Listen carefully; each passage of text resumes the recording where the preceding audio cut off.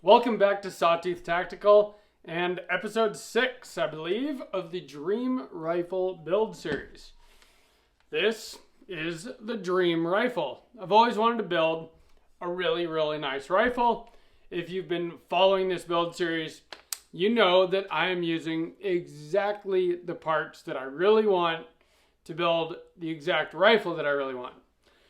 Well, today's episode of the build series, it gives us an opportunity to talk about how ridiculous gun laws are, being that this rifle is going to be a 14.5-inch pinned and welded muzzle device to get to that legal 16-inch length that is necessary to be able to put a stock, a vertical foregrip, basically to have a rifle instead of a pistol or a short-barreled rifle, SBR, in the eyes of the ATF, the powers that be.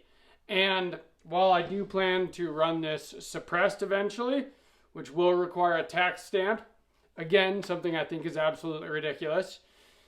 I didn't want to have a 2-stamp gun. I'm not really super impressed with the NFA process, being that I've been waiting over 11 months for a suppressor for my 300 blackout build that I did last year. Anyway, that's the backstory. Let's get started on this build video. So before we get into the ridiculous gun law part of the video, we're going to just do a short recap. So we started with the ADM UIC ambidextrous lower receiver. This lower is fantastic. If you want to know more about it, go back to episode 1 of the build series. We installed a Geissele Super Dynamic Enhanced 2-stage trigger, Radian Talon ambidextrous safety, Geissele Super 42 buffer system with an H2 buffer. We've got a forward controls design dimpled castle nut on here, B5 system stock and Type 23P grip. I've got a BCM bolt carrier group, their ion bonded tan, forward control design, ejection port cover on a Voltor MUR upper receiver. Again, super nice upper. There's more detail about all these parts in previous episodes of the build series. We've been doing it every Friday. Last week, I added the Geissele Mark 8 handguard. Everything, obviously, in OD green, besides the receiver set, and the OD green EOTech. I don't think I'm forgetting anything. Oh yeah, Radian Raptor charging handle, of course. I put those in all my builds. And I actually took the set of SIG iron sights that I had sitting on my AR9 build and put them on this. It just makes more sense on this gun. Eventually, this optic will be sitting on a Unity riser, which might make the iron sights obsolete because I don't think I'll be able to co-witness them at that point, but we'll see how that goes. So today's episode is an exciting one because I got the barrel and everything else that goes with the barrel. Muzzle device, gas tube, I've got a gas block, all that stuff. The problem is I can't do any actual building in this video. Normally within the video, I actually put all the stuff together and then you guys get to see how the rifle is coming along. Well, because of gun laws being as ridiculous as they are, I don't think that legally I can put a 14.5-inch barrel on here without having my muzzle device pinned and welded to make it that 16-inch legal length for the ATF not to come kick in my door and shoot my dog. Now, if I wasn't making YouTube videos about this build, whatever, it is what it is. You can do what you want behind closed doors. I feel like whatever you do in your own home, as long as it's not hurting anybody, more power to you. Me, being on YouTube, I can't show myself breaking the law, obviously, right? But I am going to show you guys what we're doing here and what we've got. So we've got a number of new parts here. BCM .750 gas block, not adjustable, just a standard gas block. The reason why I chose a $50 BCM gas block instead of a generic, $15 one is the same reason I chose the BCM bolt carrier group. BCM is well known for making pretty much no frills very reliable rifles that just plain work and run. And so the parts of this gun that are made to just work and run, it's like the bolt carrier group and the gas block, things that, you know, without them working, your rifle won't work.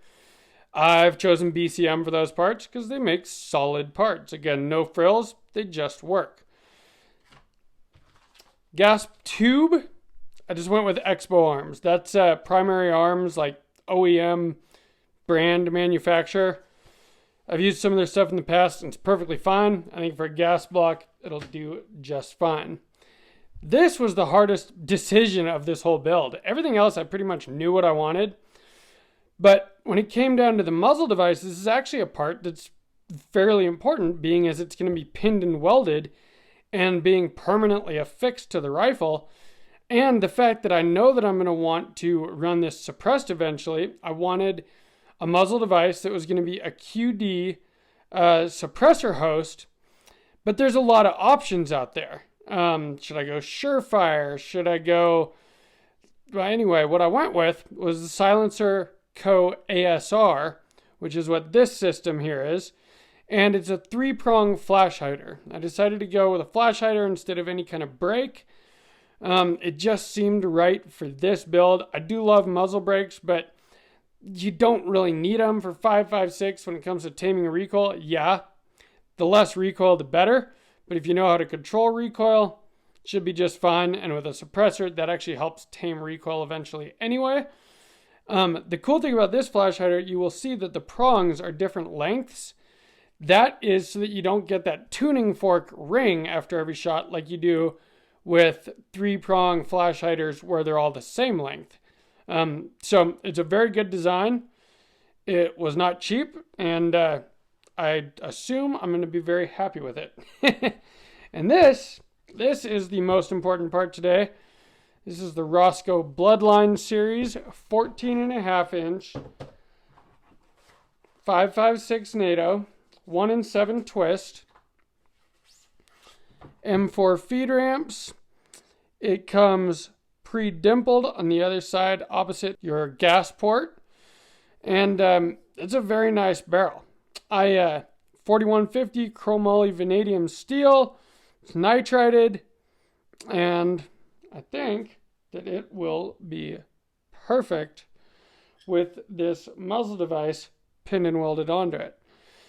So, I can't install this in the rifle today, unfortunately, which to me is ridiculous. But that is, unfortunately, part of the laws of the country that we live in. You can see how it's going to look here with this 3-prong flash hider on it. I do have a friend that is a gunsmith that actually does pin and weld jobs. So I'm going to take this to him this week and have him pin and weld my muzzle device to my barrel. Next week, we'll be able to install it on the rifle, and then we'll be able to take it to the range and do some shooting and see if I put this together correctly and if it runs. I'm relatively confident this is not my first rifle build. So we're back up top, and I apologize that I can't actually install the barrel in the rifle in this video this week. But again, I don't really want the ATF coming to kill my dog. So, being that I have a YouTube channel, I do have to unfortunately follow these rules in order to stay a free man. And I really like being free. And I like having the right to own firearms, and I don't want to lose that right. So, we're going to get this pinned and welded next week. We get the gas block, gas tube installed, the barrel nut torqued down, handguard, everything actually installed for real, the way it's supposed to be. And at that point, this will be a functioning rifle. Now, it won't be finished quite yet. And some of the finishing touches might take a little time. We'll see. I said that about the build, and it's actually gone very quickly, so maybe I'll just end up getting everything. But I'm thinking an emissary handbrake, either that or probably one of these BCM vertical foregrips. I like them. Obviously, I'm going to do that in OD green. I do want to put the EOTech on a Unity riser and get a magnifier for it, also with one of those Unity flip to center mounts. But that stuff is not cheap, and this rifle has already cost me a ton of money. And so we'll see how soon all that stuff comes. Probably before that, I'll end up with a light. I've been looking at Mod Light, Cloud Defensive, Surefire, Arasaka, Malkoff. Let me know down in the comments what lights you run and what you think would be great for this. I'd love to find one of those, good brands in OD green. Most of them, I've noticed, make their lights in black or tan or FDE. So it'd be cool to find an OD green light, but we'll see. I'm not gonna cheap out and get a poor light. I'm gonna get something really good for this rifle that suits everything else that we've done here. So yeah, let me know what lights you guys run and what you are impressed with. Let me know what you think about my barrel and muzzle device choice, and tell me what parts you would use on your dream rifle build. I do recommend that everyone that's into firearms, into guns, build yourself a dream rifle. I've built so many in the past that I wished were better, higher quality, just, higher tier manufacturers for the parts. And honestly, all of these guns run perfectly fine. So you don't need a real expensive rifle to have something that's going to run. But it's nice to have that pride of ownership, something that you picked out exactly what you want and built it exactly the way that you want. And that's what this rifle is for me. So let me know what that rifle would be for you, and I definitely recommend doing it. Please leave me a like if you enjoyed this. Share this video. Again, with those comments, all that stuff really helps the algorithm. And from Sawtooth Tactical, stay strapped or get clapped.